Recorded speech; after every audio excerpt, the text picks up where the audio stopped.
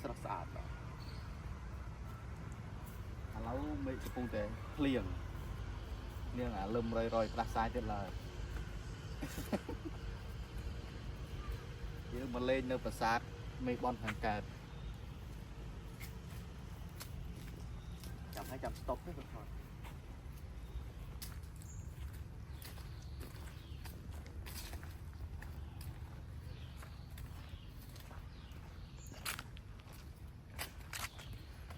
យ៉ាង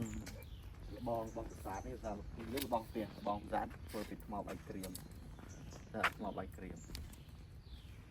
បែបប្រាសាទក៏ធ្វើពីថ្មបាយក្រៀម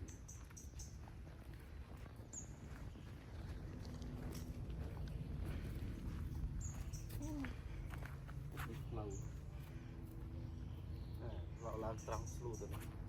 ឈប់ចាំស្តុបទៅចាំទៅថតឥ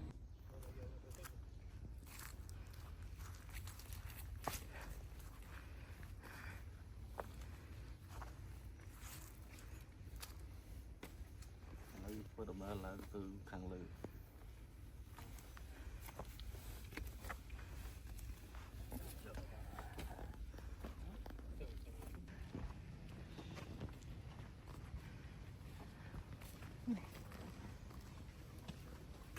cái này mẹ nói phò